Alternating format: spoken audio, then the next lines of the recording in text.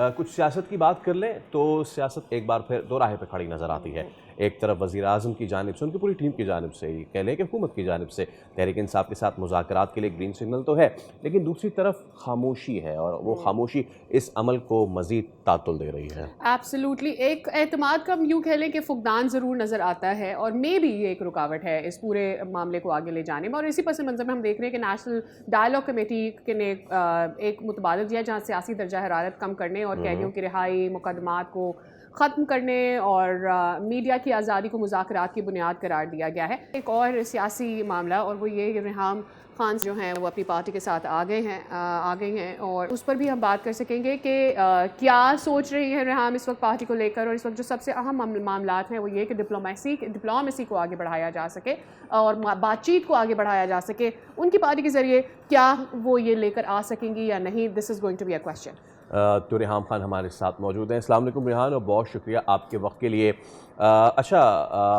आपकी नई सियासी जमात पाकिस्तान रिपब्लिक पार्टी वो जो है इस वक्त कितना आप समझती हैं कि वो पेनिट्रेशन के मूड में है? Because you have been in Karachi, आपने कराची की सिचुएशन देखी, और क्योंकि हम यहाँ मौजूद हैं तो हम यहीं से आगाज़ करना चाह रहे हैं। You know, as a new political party, and क्या समझती हैं मसाइल कराची के क्या क्या हैं, कराची में क्या क्या इश्यूज़ हैं, क्या सॉल्व करना चाहेंगी Reham Khan as a party का बानी इन दिस सिटी? बहुत शुक्रिया। अस्सलाम वालेकुम। देखें, आपने कहा क्या क्या मसाइल कराची में हैं। आप और मैं कराची में रहते हैं, तो आप पूछें कि क्या क्या मसाइल कराची में नहीं है। जितने मसाइल कराची में हैं, मुझे सब लोग, जब भी मैं आती हूँ, सब कहते हैं कि आप एक साल भी यहाँ पे बैठी रहें तो आप हमारी मसाइल की जो फहरिस्त है वो पूरी सुन नहीं पाएंगी। सबसे बुनियादी बात तो ये है कि मैं बार बार ये कहती हूँ कि कराची कमाता है, पूरे मुल्क को खिलाता है, लेकिन कराची वाले को वापस डिग्निटी भी नहीं मिलती। आपका जो लाइफस्टाइल है वो किसी तरह से भी आप नहीं कह सकते कि एक अर्बन यानी एक शहर का माहौल है। फिर उसके ऊपर एक मेट्रोपॉलिटन सिटी का नहीं कह सकते। ऊपर से ये लंदन और मैनहट्टन से ज्यादा बड़ी सिटी है, पोर्ट सिटी है। कराची में आप मुझे बताएं, जिस तरीके से आप आज काम पे आए हैं, आप दोनों जिस तरीके से काम पे आए हैं, क्या वो एक लाइफस्टाइल बिफिटिंग है for a metropolitan bustling very very resourceful city? और वो रिसोर्सेज जो ह्यूमन पावर की रिसोर्सेज हैं, उसकी वजह से पूरा मुल्क जो है तरक्की करेगा और कर रहा है। तो जब कराची वाला कमाएगा, आएगा, इज्जत से रहेगा, तो मुल्क को फायदा होगा। सब कराची में तो I just find it inconceivable and unacceptable कि आप लोग इतने सालों से, पिछले 50 सालों से ऐसे कैसे रह रहे हैं और क्यों रह रहे हैं। मुझे तो 2-2.5 साल हुए हैं कराची में मूव किए हुए, एंड ऑनेस्टली इट्स अनएक्सेप्टेबल। मैं तो इस तरह की लाइफस्टाइल एक्सेप्ट ही नहीं कर सकती।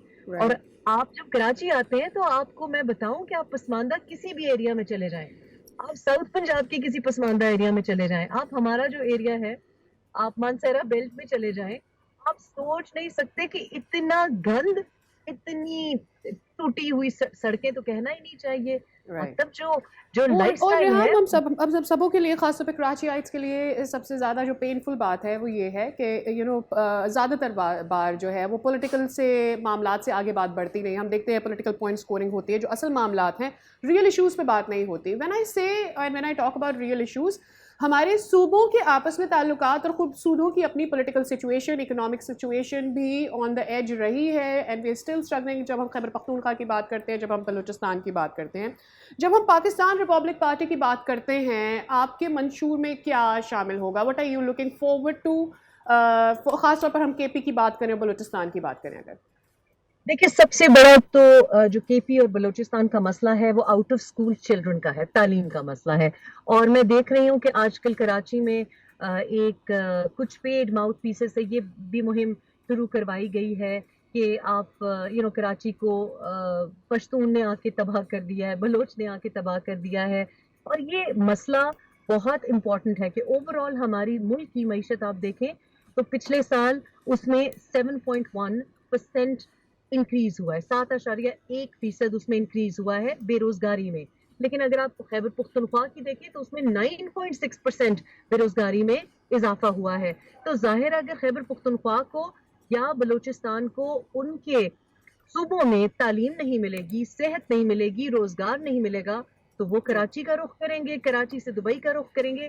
تو آئی تھنک کہ یہ بہت امپورٹنٹ ہے, particularly for me as a mother. I think it's completely unacceptable کہ خیبر پختونخوا اور بلوچستان میں جو بچے ہمارے ہیں ان کو تعلیم یا تعلیم ناقص قسم کی جو تعلیم مل رہی ہے اس کو ایڈریس کرنا بڑا ضروری ہے. اور یہ جو مت ہم نے کریٹ کیا ہوا ہے کہ پشتون اور بلوچ اپنی بیٹیوں کو یا بچوں کو پڑھانا نہیں چاہتے, ایسا بالکل نہیں. بٹ دین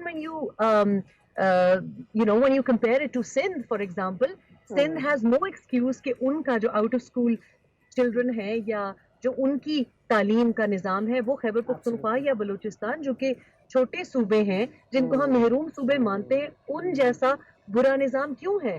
مجھے تو لگتا ہے کراچی سب سے زیادہ اور سندھ سب سے زیادہ محروم صوبہ ہے, پرٹیکولرلی بیکاز ان کے پاس جو پیسہ ہے, ریسورسز ہے خیبر پختونخوا سے اور بلوچستان سے زیادہ ہے. بالکل آپ صحیح کہہ رہی ہیں کہ یہ آئی بروز ریز کرنے والی بات ہے کہ جب آپ کے پاس اتنا بجٹ ہے, اکانومک صورتحال آپ کی بہتر ہے, یہاں پر امن و امان کی صورتحال بھی بہتر ہے, پھر اتنی بڑی تعداد میں بچہ اسکول سے باہر کیوں ہے. ریحام آپ کے وقت کا بہت شکریہ, اینڈ ویری کو زحمت دیتے رہیں گے, and hoping the best for your party کہ جو بھی آپ منشور لے کر آتی ہیں وہ پاکستان کے لیے, خاص طور پہ کراچی والوں کے لیے, سندھ والوں کے لیے بہت ہی اچھا ہو, آپ کی پولیٹیکل اسٹرگل بھی آپ کے لیے اچھی رہے.